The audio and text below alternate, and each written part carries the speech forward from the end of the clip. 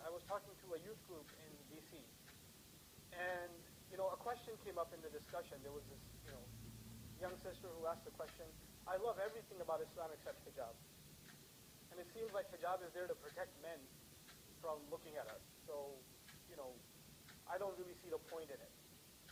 And instead of arguing of the social benefits of hijab or what hijab does to honor women and all of that stuff, that's actually already going in the wrong direction, that conversation. We need to take a step back and ask a more fundamental question. Let's take a step back and let's ask Ibrahim alayhi salam. Ibrahim alayhi salam loves Islam too. But then Allah makes a tiny little request. How about you go in the middle of the desert and leave your family there? Right? He's not one that's going to say, I love everything about Islam, but this whole leaving my family in the middle to die thing, I don't know. I'm not that comfortable with that. And after he's done with that, you know what? Why don't you jump into a fire? I love everything about Islam, except this whole, burning myself alive. That's asking a little too much. Nope. You don't find that question. Then Allah says, put a knife to your son's throat. Go ahead. And he says, I love Islam, but I also love my son.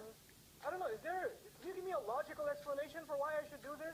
Can you tell me the social benefits or some of the other reasons, other benefits of why I should be obeying you? إِذْ قَالَ لَهُ رَبُّهُ أَسْلِمْ قَالَ أَسْلَمْتُ لِرَبِّ الْعَالَمِينَ. There's a reason Allah taught us that lesson in Surah Al-Baqarah.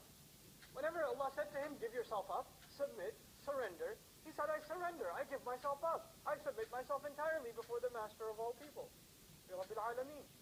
So before we talk about any aspect of deen and try to figure out the logic of it, understand the larger purpose. Allah has made this deen one of submitting to Him. If you're having a hard time submitting to Him, you're having a hard time with Islam itself, the very central idea of deen itself. It's not to say you shouldn't understand the ahkam of Allah, but you and I have to be ones that once we understand them, we have to, whether we get it or not, whether we see the logic of it or not, we have to give it up. We have to just give it up. Ya ayyuha alladhina amanu. Of course, the ayah is addressing us. Man yartadda minkum an dinihi. The one who turns away among you, minkum, an dinihi, from his deen. The one who turns back from among you from his deen. Allah didn't say all of us are turning back from our deen, a group from among us. And man is an interesting word in Arabic. It could refer to something plural, and it can also refer to something singular. So from the point of view of taqleel, it could be even if a single person is walking away from deen. They're walking away from the religion.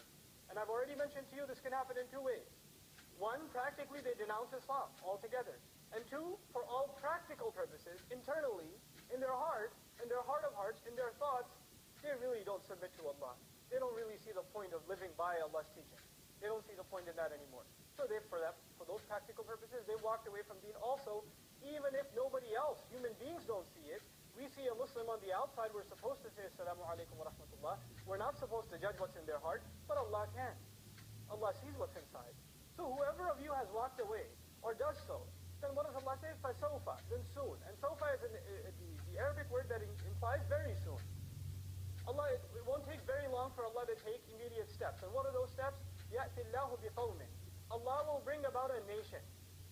Allah will bring forward a nation. It's very interesting. The first part was, even if one of you walks away, and then Allah says, Allah will bring a whole nation around. In other words, you start thinking you're special? You think Allah needs you? You think you're a contributor to Islam that nobody else can be? That you are irreplaceable? Allah Azza wa Jalla essentially says, what to speak of you, I'll bring a nation instead of you. You're not an asset. Don't think of yourself as that high.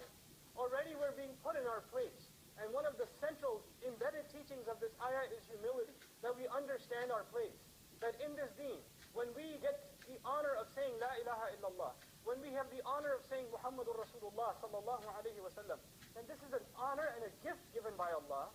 And if you don't appreciate